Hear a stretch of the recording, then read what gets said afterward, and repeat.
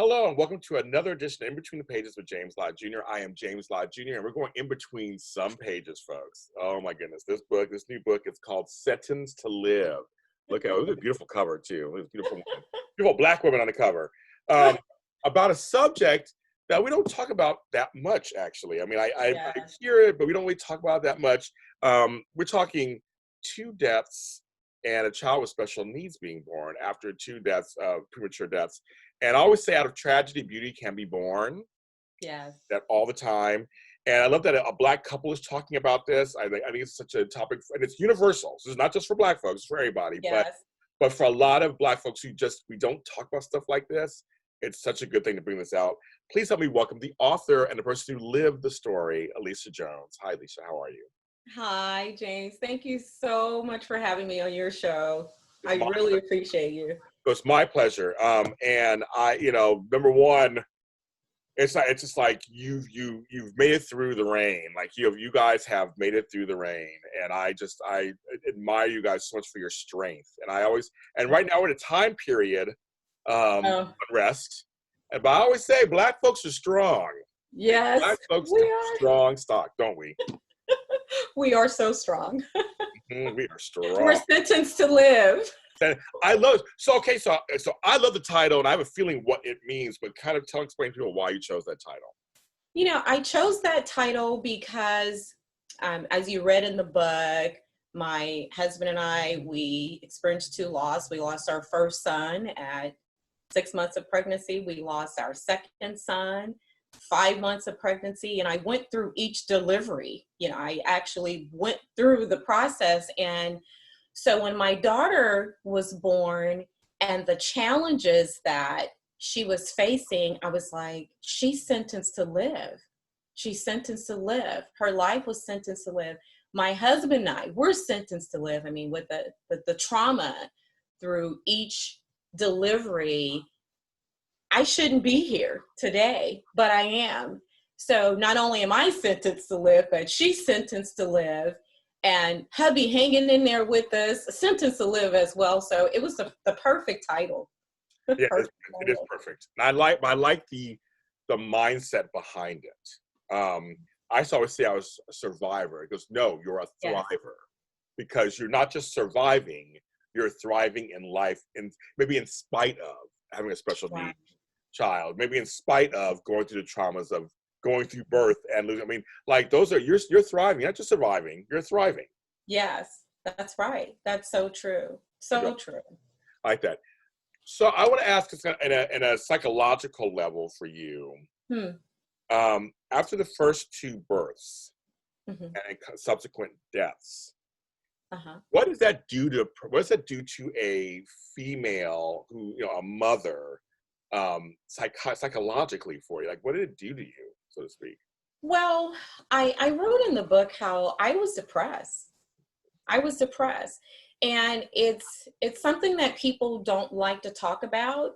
And especially African Americans, we tend to shy away from admitting that we're depressed or that we're sad. But I was depressed. I was depressed after the first pregnancy, but I got this drive to just start all over again. Okay, let's do this. And then it happens again. And okay, I become depressed again, right? And going through the third pregnancy, it's like, okay, wait a minute. Did you just say my daughter has severe brain damage? I didn't want to tell everything about the book, right. But of course, going through that, I became depressed again. And I just think it's one of those things that people don't talk about, being depressed. But I was able to kind of push my way through by writing in my journal. Journaling was a lifesaver for me.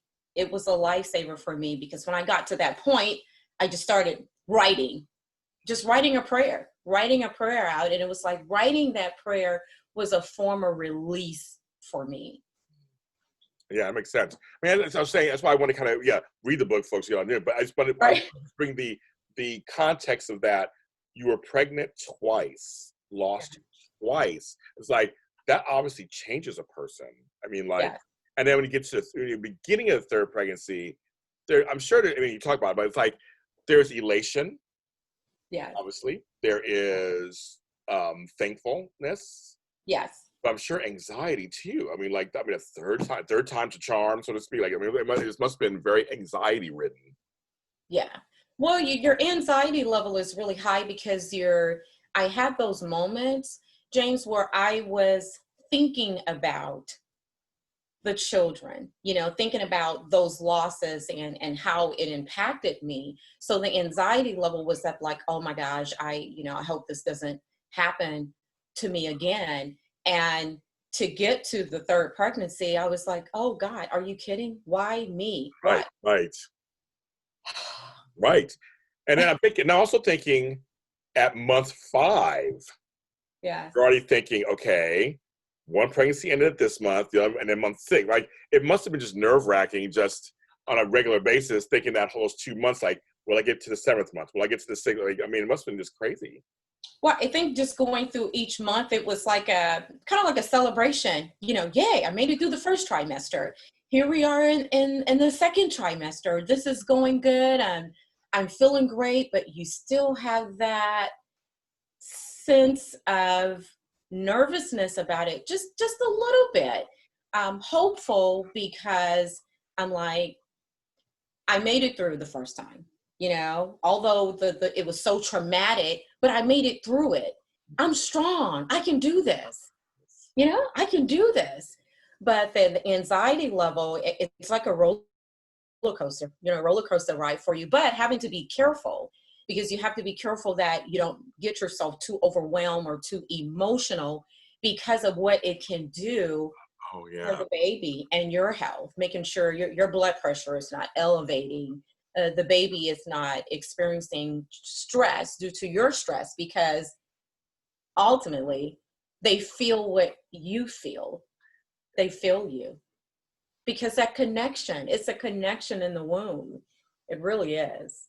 So Yeah, I envy women because, and so I woman will be pregnant.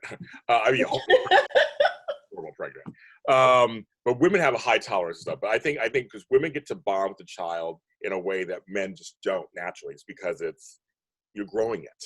You're growing right. the child. Right. So, and I always say about how you feel on the outside, they're getting all the emotions in there too. So Mm-hmm. you're trying to stay calm, Mm-hmm. yet you are a little concerned. We'll say that. Right. And you're trying to just do regular stuff. Like you have regular life going on, trying to be Right. calm, a little concerned. But I mean, I don't know how you did it. I mean, well, you talk about in the book how you did it, but it's like, how do you do it? Oh my goodness. So I mean, obviously, define faith, right? You have that carry you Oh, through. absolutely. Absolutely. And I talk about my faith in the book, how strong my faith was in God, how I was surrounded by so many people who ultimately loved God first, and then me, and who kept me encouraged by offering different books to encourage me. And it was kind of like a daily process, like I said, journaling and reading encouraging books, and just having those meditating moments, just having quiet time, because quiet time was good too, because when it's so much going on, you got so much coming at you, I literally had to just quiet myself sometimes, because it was helpful mentally, it was helpful for me.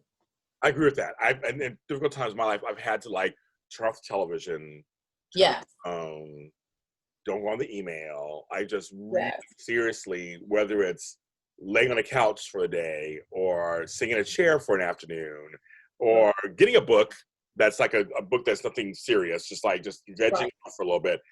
Yeah. Quiet time I have a garden, so I go in my garden all the time. So it's just Oh, that's wonderful. oh, That's therapeutic. it is. It is. That's therapeutic as well. So, Oh my. okay, so when you're in depression, I guess Mhm. the first step is recognizing your depression, obviously. Right. Right. Now we're both, you and your husband both depressed. Well, I think so. For my husband, I felt like he hid it from me some, and I think that's a natural instinct for males, Yes. particularly Yeah. African American men, Yes. because men are taught to be strong. You buff up. put your shoulders back. You got this. You don't cry. You don't wimp.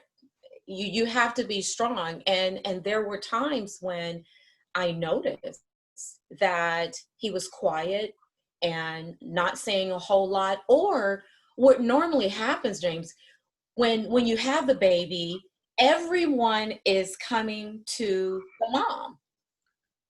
They're coming to you. How are you? Alicia, how are you? How are you feeling? Oh, I'm so sorry.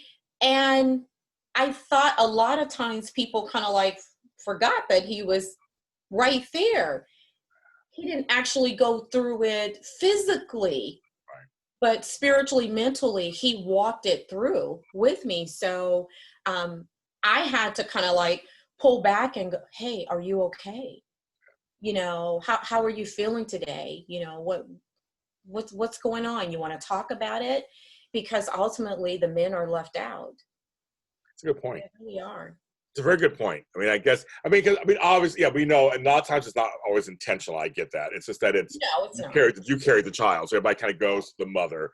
But dads, they have feelings, and you're right. I mean, a lot of us men in general I always say we're kind of taught to be anorexic in our emotions. Mm-hmm. We're not allowed, you're the man of the house now, and you're this and you're that, and it's like crying in baseball, and we're all these things that we don't. So when we become adults, and when real life happens, and it's not pleasant, we're trying to figure out how to handle that. Like, where does that go? And I always feel like our women are looking to us to lean on, right, and to gain something, this shared experience.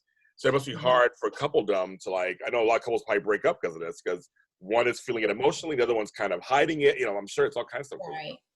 Well, the divorce rate is really high amongst family who experience losses, because you have the blame game at, is it me?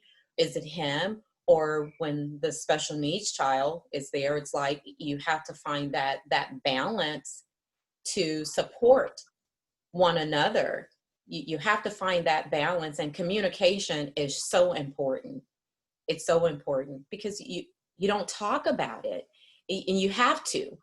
And that's how we've been able to survive, just communicating about it. And not, like I said, just not feeling like I can't cry, or like, oh gosh, it's been a long day. It's been a long day today. So I love also that you bring up the fact that it's one thing to have a child live for a while and then he die.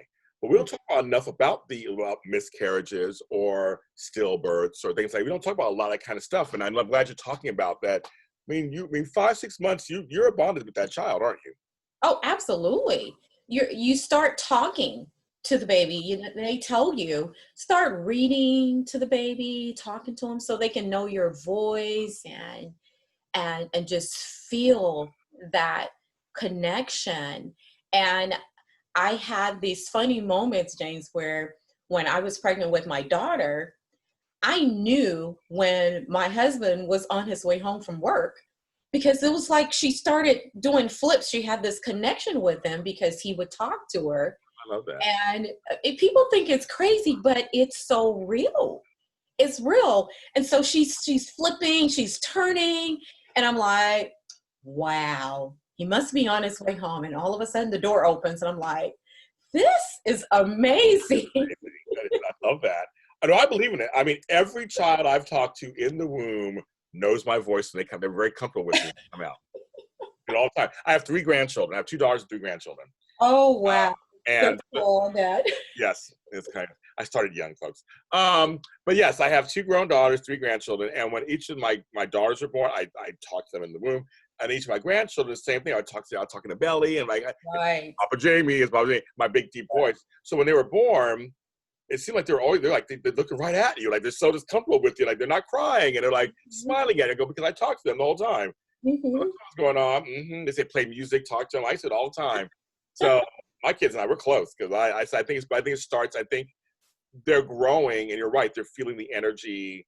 I don't think they understand exactly what I'm saying to them. Clearly, they're babies, but they understand the heart of it. I think involved. Right, and they feel your energy. Yeah, they feel the energy, and which is why it's so important to stay positive because they feel the energy. They really do.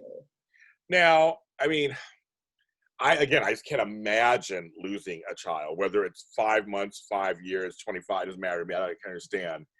I just want you to just talk about just some of the emotions that came up for you as you were depressed. Because I mean, depression is a very broad also area also.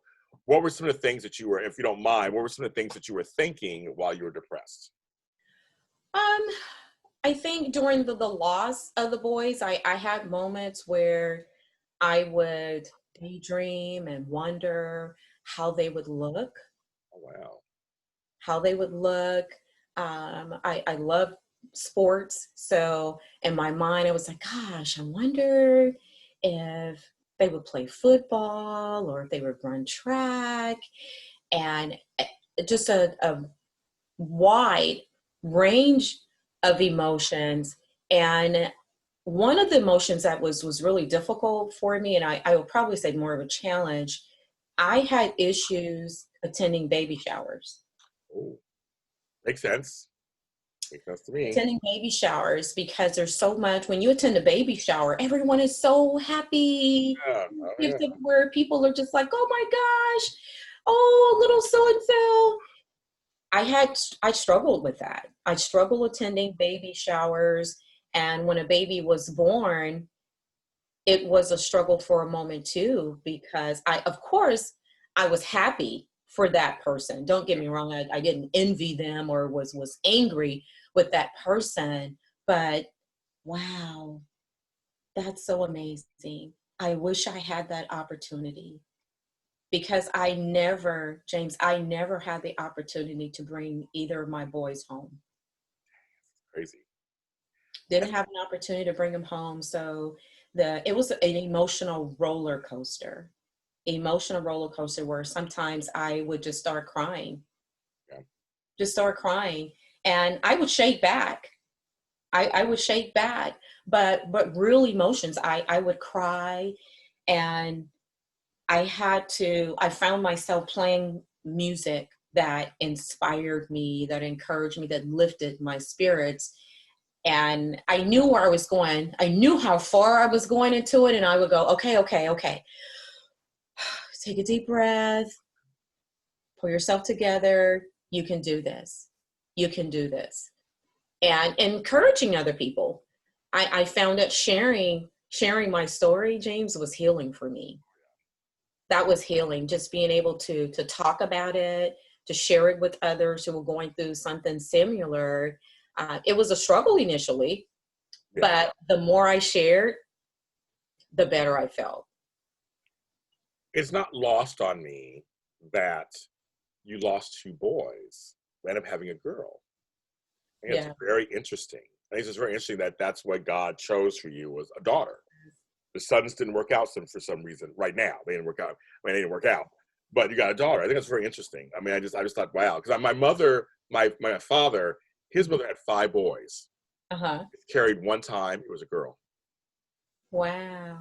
I always those things. I always think there's some kind of divine reason that is. Like, you're not like, she was, my grandmother's not meant to have a girl. I mean, she has granddaughters now, that kind of stuff. But like, for a daughter, I had 2 girls. I have a boy. Now I have grandsons. Like, it's kind of like, it's interesting how that all works. I know it's genetics and all that kind of stuff too. But I just always think it's very. I do think in terms of faith and divine intervention that your 2 boys didn't survive, but your girl survives. Yeah.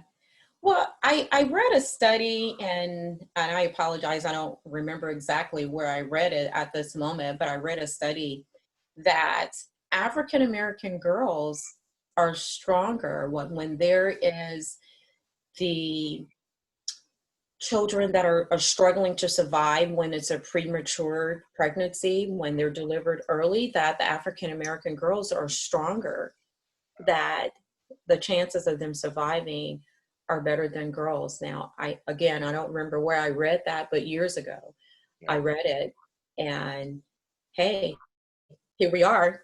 Right. 20 years later, she's Right. still thriving. Right. I mean, yeah, how old is she?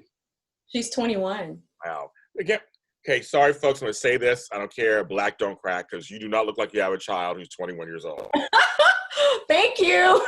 I'm like, I don't even know where that came from. I'm like, that's just, I'm going to say it. I don't care. I'm going to say it. I'm 51 years old. I know I look pretty good, but I'm looking at you going, wow. You look great. You look great. I think I read somewhere that you're a native of Louisiana. I am What's Creole boy, of course. My family's from, because I was going to mention that too. My family's from the Cane River area. My going on? grandmother was from this really tiny town. But my father was born in Shreveport. Okay. All right. And his brothers were born in Alexandria. And Oh, wow. I have family, of course, in New Orleans. They went to Xavier, and my uncle went to Tulane. And so, yes, Okay. I know my Louise. I make a mean gumbo, trust me. Oh, I bet you Real do. gumbo. So do I. We Yes. need to exchange. Yes, we do, girl. But no, I am, yes, Louisiana, yes, all in the house. There's a huge, actually, like in LA, it's a huge Louisiana population. It's really interesting. It really is. It's amazing how many people you meet from Louisiana. It's just amazing. It's a one big happy family. It's like, did everybody leave at the same time? What happened? Right. Because it was funny because I know my grandmother followed one of her sisters, my aunt. So my aunt came here first with her family and kids. Okay. Then my grandmother came with my uncles and my dad. And then her other sister came like right after. Like they all kind of followed out, settled in parts of South LA. One was in Compton, the other was in Watts. We all kind of settled in places. And then they all worked. And then everybody started growing up. And then we all kind of, then cousin so-and-so came, and then cousin so-and-so came. And it's funny for me that I know a lot of my family members actually went back to school for college. Like say you went to Xavier or Tulane, but then came back to California. Like they went there, got their schooling, but then came back to LA to live. Yes. So it's a large community of Creole and Louisiana folks out here. It really is. I love it. I just recently had some food from La Luzanne over here in South LA. Oh, wow. Yes. Yeah, takeout. Yes. Ed Wheeler. Yes. So, very familiar with La Louisiane. Yes, of course. But but I think also part of that is we come from strong stock again from down there. I mean, my grandmother, they were strong women. I mean, strong women who worked hard. And they brought that with them to LA, and they taught us. I saw that growing up. My father and uncles, they're all hard workers, and all got degrees, and all got all made some of themselves. And it just kind of trickled down. So I think that's part of it is that we come from. I always say we come from strong stock. We come from strong. Yes, strong traditions. Survivors, like you said, we're thrivers, hard workers, just good people. Good people. We love hard too. Yes, we love do. Hard. Yes, very supportive. Yes, we do. But let me ask you. So, I mean, when do you, after the second pregnancy didn't fulfill, were you like, done? This is it. We're not going to try this again, or we're not going. I mean, if it doesn't happen, it's fine. Like, were you like just done? I was. For a moment, I was done. I think at one moment, I said, maybe it's not meant for us to have kids. Maybe it's meant for us to adopt. I mean, we had even thought about possibly adopting kids, and that never happened. And I remember going home to visit family one particular moment, and my mom, and you'll get a kick out of this, and I talk about this in the book briefly, that my mom was like, I've been dreaming about fish. And I'm like, oh God, here we go. Not fish. Yeah. That's a myth. It is. South, that when you dream about fish, that means someone is pregnant. And I'm like, oh, this can't be happening. So I went back and forth with her. And again, I wasn't trying to. In the back of my mind, I'm like, I didn't think my body could handle it physically. Yeah. Physically, I didn't think my body could handle it, just with all the trauma to my uterus. I'm like, I don't think my body can handle it. But lo and behold, voila. How do you handle the news that there's something interesting going on with your child? Say it that way. Going on with your child, that your child will probably not be born and be born, but not the way that a lot of children are born, with all their faculties and everything. How do you continue with? How do you get through the rest of that pregnancy when you know that already? Well, with the second pregnancy, I knew they discovered that maybe there was some blood flow issues and what have you to the womb. So it's like, okay, well, hey, take this particular medication and this will help. With the third pregnancy, to find out that there were some challenges there, I think the devastating part for me was to have losing two children before we actually find out that there was an issue. That was heartbreaking, because in my mind I'm like, wow, we could have two sons by now, and to get to the third pregnancy and the challenges that happened there, and to be told, okay, she may not live, or she's going to have some challenges for the rest of her life. And it was just taking one moment. Really, I couldn't hardly take one day at a time at that point. It was like taking one moment at a time, because it was so overwhelming. It's like, okay, you go through this traumatic delivery, and then after delivery, you're still just out of it. And to hear, okay, so this is what's going on. Your daughter has suffered severe brain damage. Wow. What a knock off your feet. Right. Right. What a knock off your feet. And again, go back to that depressed state for just a moment. But thank God, relying on our faith, I just don't know, and not to be super spiritual and what have you, but I just don't know how people not make it without God in their lives. Right, I agree. My faith is what helped me through this, and I'm grateful for that. But yeah, so what challenges does she have an actual condition? I want people to know. We keep alluding to, does she have special needs? What are her special needs? She has cerebral palsy.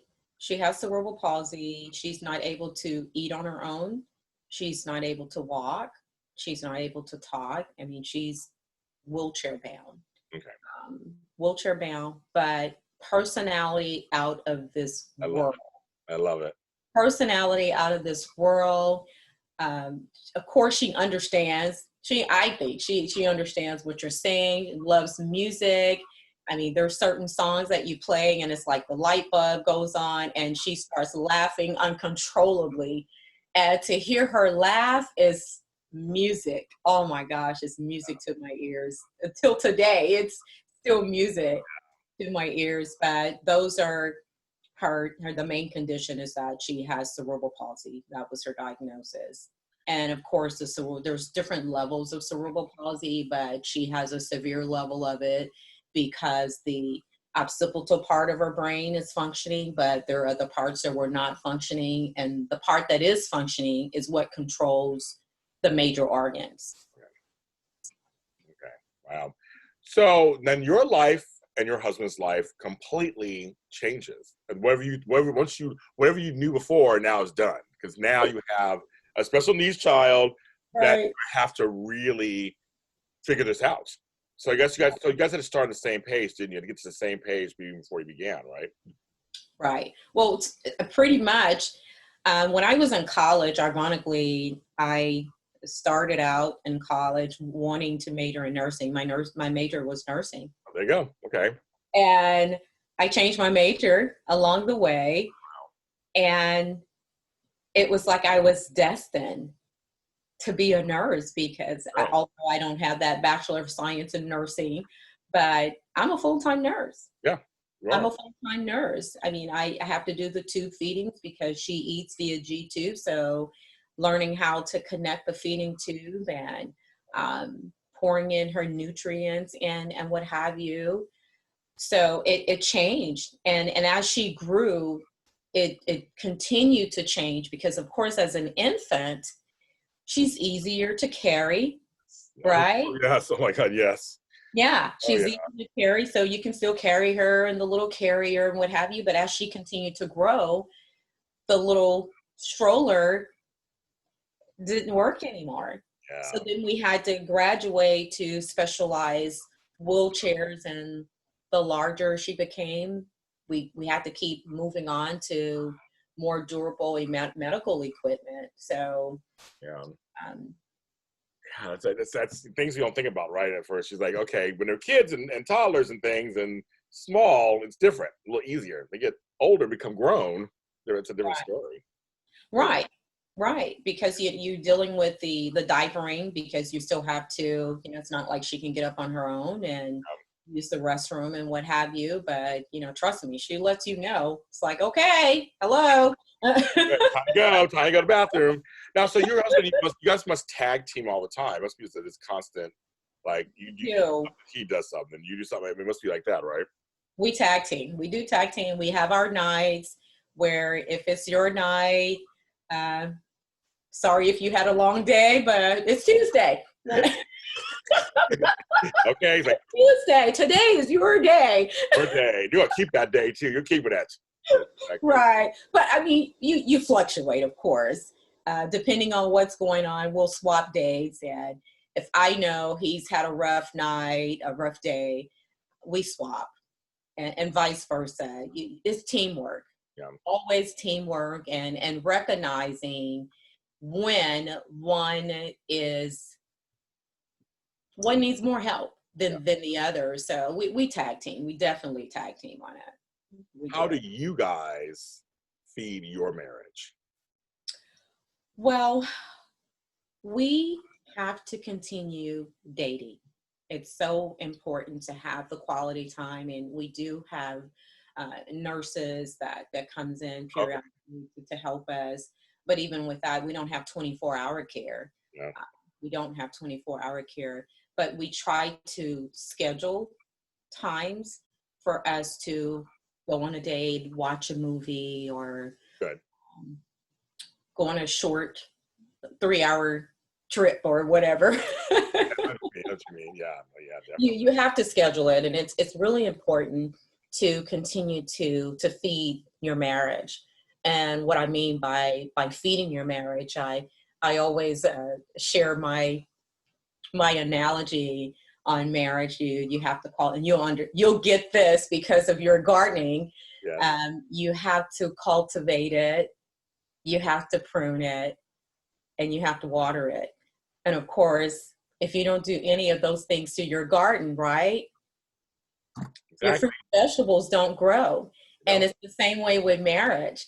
If you don't do all of those things, it won't grow. Your marriage won't grow. So very important that, we stick with those items and continue to communicate with each other, and still doing those things that you did when you dated, the cards and the cute text messages, I miss you. Are you having a good day? Or have a good day? Or slipping a note in the car or whatever.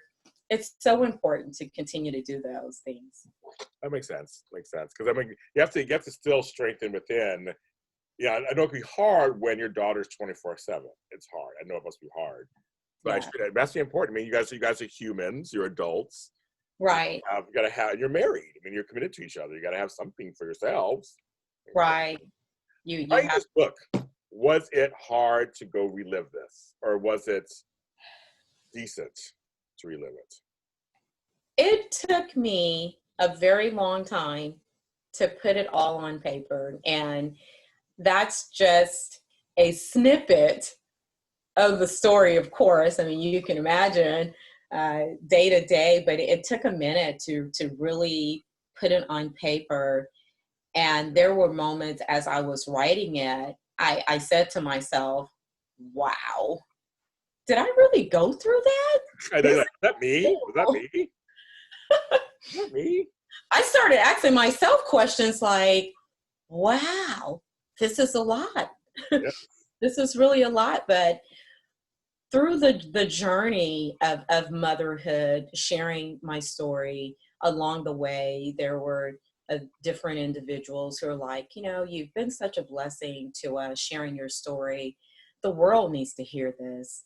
They do. The world needs to hear it, that you can survive, you can make it, you can do this. And I decided to just put it on paper. Like I said, it took a minute. It took a minute to put it together, but I'm excited that I got through it. I know, I'm excited for you. You got through it. And I'll tell you, you're an inspiration to me. So I think this is wonderful. Oh, thank you. Thank you. Um, one as we wrap this up, because in the book you talk about how you were in Louisiana for a while and then came back to LA. So where do you think you're gonna be for a while? You're gonna be here in LA for a while? You think could you live back in Louisiana? I mean, what do you think? I think we're here for a while. I mean, we tried it, and honestly, part of the challenges being in Louisiana, the benefits, we were not able to get the type of care for our daughter in Louisiana that we were able to get here in California. So you would be surprised. It's a little bit challenging. We were a part of a program in Louisiana where we were on a waiting list, like an 8-year waiting list to get assistance. 8 years? Yeah, it was like an 8 8-year waiting list. Yes. Okay, well, there you go. Yes, and so we were like, whew, wow, this is pretty, challenging. And of course, coming back to California, where the healthcare system is just a little bit, different, more supportive. But I think we'll be in California for a long time. It's always good to visit. You can always visit. Yes. You can always visit. Not that far away. Not that far away. No, just 3 hours nonstop. Yeah, that's it. That's it. Not that far away. Next to New Orleans. Yeah, and I am missing going down there right now because of the virus and stuff. And I'm waiting for things to really be safer before I travel like that. Absolutely. We have to be safe. We have to be cautious and careful. Yeah, we do. Sentence to Live is the book, you guys. Alicia S Jones. This book cover. It's so nice. Thank you. You guys have to get it. Our girl Ariva Martin did a little blurb in the back. I love Ariva. That's my girl. Yes, I love her so much. She's a jewel. She does a lot of I can't get the word out. A lot of charity work. She's always out there. She has her own foundation and stuff, but she's been on my show too several times. I love her. Okay. Yeah, she has a special needs son as well. So that's our connection. Yeah. I'm like, I know Ariva D. Martin and Christian Clark. I've heard of him, but I don't know him personally, but I've heard of him. So I was like, very interesting. But I mean, I just love it. Thanks for being on the show. Thank you so much for having me. I really appreciate you taking time out of your busy schedule for this Bayou girl to come on your show and talk about her book, Sentence to Live. Always, for my Louisiana folks, always. There's always time for you. Always. Yeah. Always time. Where can they find the book? Tell folks they can find it. The book is available on Amazon.com. It's available Barnes & Nobles, eBay, BookReads.